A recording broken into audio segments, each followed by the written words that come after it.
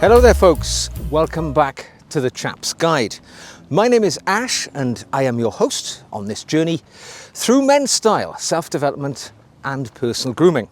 Now today I'm somewhat out in the field. You've seen the thumbnail. Today I'm going to talk about the everyday carry that I take with me when I go hiking. Now today we're out in a lovely part of the southwest of England. In fact, I'm on a peninsula which juts out into the Bristol Channel. This place is called Sand Point and it's got quite a lot of history. The nearest big town is a place called Weston-super-Mare.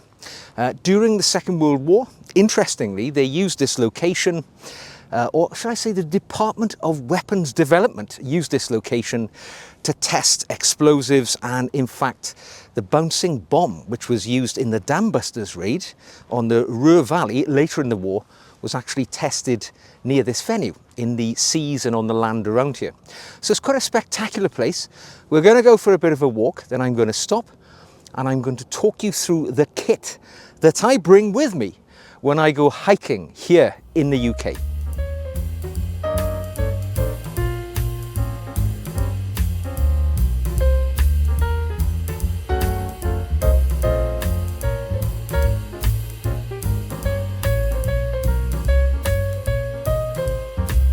Hello there folks, so I've taken a bit of a break from my walk. I've come down onto the shoreline. I'm looking out at the Bristol Channel now and it does look rather beautiful.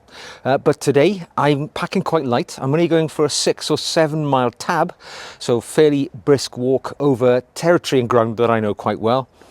It's about 10 degrees Celsius, so it's not hugely cold for the beginning of spring, but you never know how the weather is going to change. So that's kind of how I set out today with the kit that I decided to pack. So very brief update of what I'm actually physically wearing. On my legs, I'm wearing just a pair of Crag Hopper hiking trousers. Base layer against the skin, I've got a man-made material sort of wicking layer just to take any perspiration away. And what I'm wearing here is an And Sons flannel shirt, which is just enough to keep me warm in this sort of temperature because I'm walking uphill using a lot of energy and sweating quite profusely from time to time, even though it's chilly when you're in the exposed areas. So this is just right for me, and it's natural materials as well. So on my feet, key bit of kit for me, and I'm wearing a pair of Altberg Tetherer hiking boots.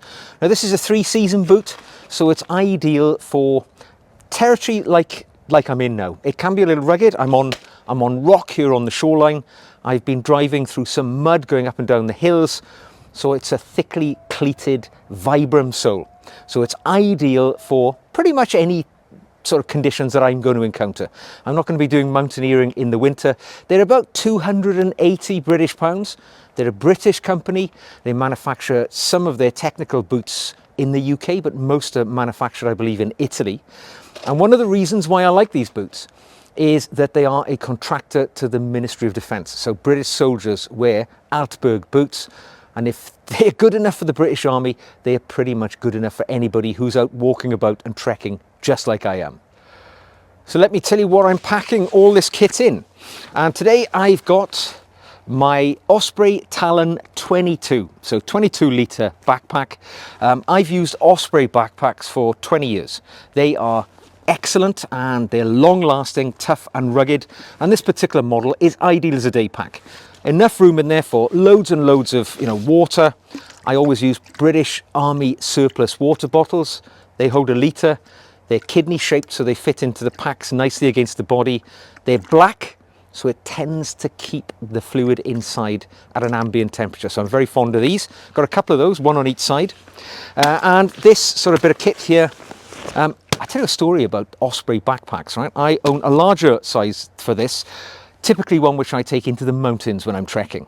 And many years ago, I made the error of leaving a bar of chocolate in the upper pocket, sort of emergency rations, when it gets really cold, reach in, get some to eat, get you a burst of energy. I left some in there. I stored it up in the attic of my house. I went to find it about 6 months later to discover that the mice, which clearly lived in the attic of my house, which I didn't know about, had nibbled through the material to get to the bar of chocolate, scoffed the chocolate and left my backpack in a hell of a mess. So I actually contacted Osprey and said, do you do repairs? They said, yeah, of course. send it in. I sent my backpack to Osprey. They repaired it, all hand stitching, didn't charge me anything. That is the sort of customer service which wins brand loyalty from me. So when I needed a new backpack recently, it was the Osprey Talon. And by the way, no sponsored content here today. Nobody has paid me to talk about these products. This is merely what I use when I'm out in the field. So what else have I got in here? Snacks for today. I'm only out for an afternoon, so not anything particular. I have got fig rolls and Brazil nuts, something I just snatched off the counter as I was leaving the house. Just enough to keep me fueled up when I have an afternoon break. Cap. Sunny day. It's not too sunny today. We're all right. A little notebook. So I've taken to carrying a notebook recently because quite often I find that when I'm out and about, and it's a good example of the interconnectivity between mind and body. When I'm out in a beautiful place like this walking, my mind is at its most creative. And that's when I need to capture these thoughts or they'll be lost. So this is a little field notebook cover by a company called Lockbee. I've owned a number of things from them. I've got a journal cover and some various other little sort of utility covers from them. They're very, very good. They're made of I think it's a waxed canvas, so they're very rugged and robust.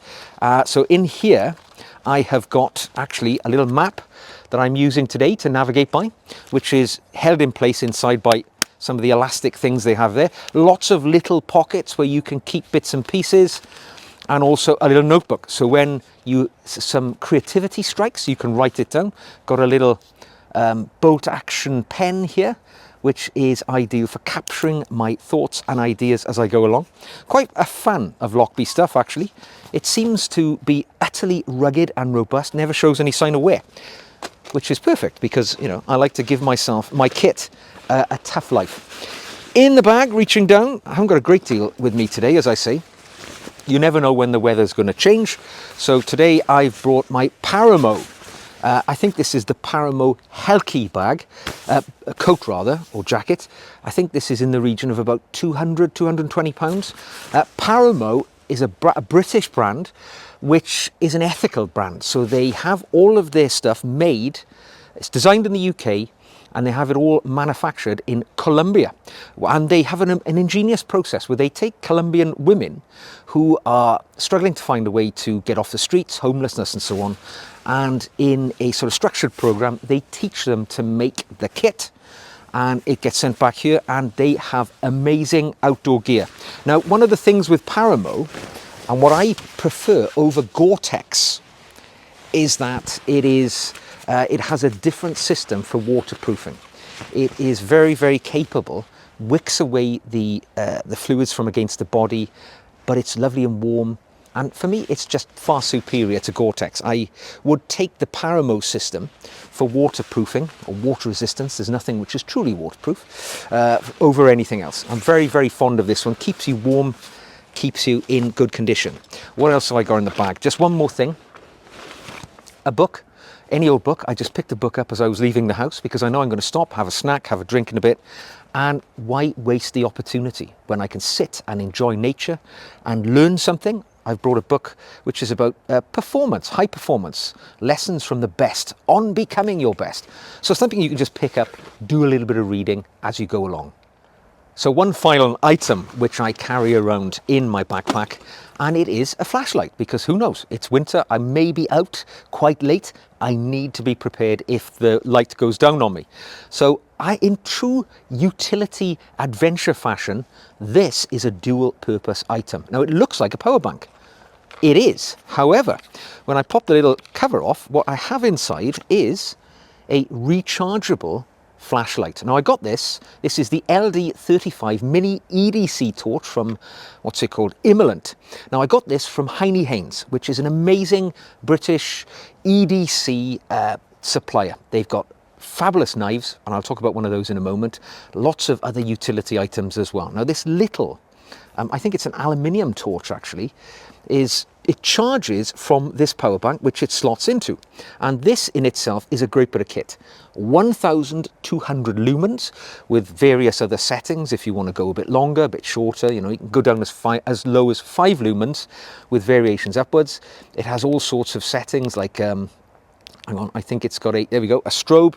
So if you're in trouble and you need some help, it's got all the kit that you need in there. The beauty of it is, it slots into the power bank and it charges up from the power bank. But in good utility fashion, the power bank has a USB-C slot. You can plug in your iPhone and draw the energy from this as well. So not only is it a fabulous everyday carry flashlight, but doubles as a power bank if you're out for a long day, maybe filming some video, as I am, taking a few photos. You've got an extra bit of charge when you need it. I think that's around about £57. I think that is a bargain and a great bit of kit. Now, also from Heinnie Haynes, I've got my pocket knife today, and this is the Heinnie Haynes Spyderco collaboration. This is called the Squeak, and it is a amazingly small but very practical pocket knife. As you can see, it's easy to operate with just one hand. It's got a clip on the back, which is ideal for slipping into the pocket. It's got that nice simple opening, so that if you're opening a box or something like that, you've got easy single-handed use. It's, I think, no more than 5 centimeters, the blade, and it's a non-locking blade, so it is fully legal UK carry, and it's just ideal. It's got G10 handle on it, so it's very light, but the steel is a very high quality, super sharp, holds a keen blade, and it is an ideal everyday carry knife. Slips into the pocket. Very, very practical indeed. And I think it's about £95. And for the quality of knife, again, provided by Heinnie Haynes. I've, for the last 10 years or so, got all of my knives from Heinnie Haynes, and the quality and customer service you get from them is a big thumbs up from me. So worth mentioning that. And this particular Heinnie Haynes Spyderco collaboration is called the Heinnie Haynes Squeak. It's a great little model, highly recommended. Only one more item to go, and that's what's keeping me on time today. Now today I'm wearing one of my more rugged and tough timepieces, and this is the Nirvana Grenchen Depth Master. Now this watch has a depth rating of 1,000 meters. And it's a nice 39mm size. So it's ideal for a guy like me. I'm not a huge hulking guy. Take a medium in all my clothes. So this one sits nicely on the wrist. I've got it on a rubber strap. So in case I end up getting a bit close to the sea than I want to, I know that I'm covered. Nice, big, easy to see face, moving bezel, all stainless steel, tough and rugged piece, automatic movement. It's got a soap rod movement in it. They're not necessarily very cheap. They're around about the £1,000 point if you buy them these days. But as ever, if you find them in a local physical retailer, go for a good discount. Push hard. But it's a hell of a watch for the money, because with that 1,000 meters of water resistance, helium escape valve, the full Monty, you know, this is a watch which is a lifetime keeper. And I've really given this one quite a tough life, and it hasn't flinched at all. So there we go. That's all I've got with me today, other than the iPhone 15 Pro, which is actually filming me as I talked to you this afternoon. So you've seen all the kit for a fairly low-key afternoon 6-7 mile trek over some rugged, damp, rocky terrain. Ideal just for an afternoon, keeping mind and body connected with using physical energy, and it's just such a tonic for the soul.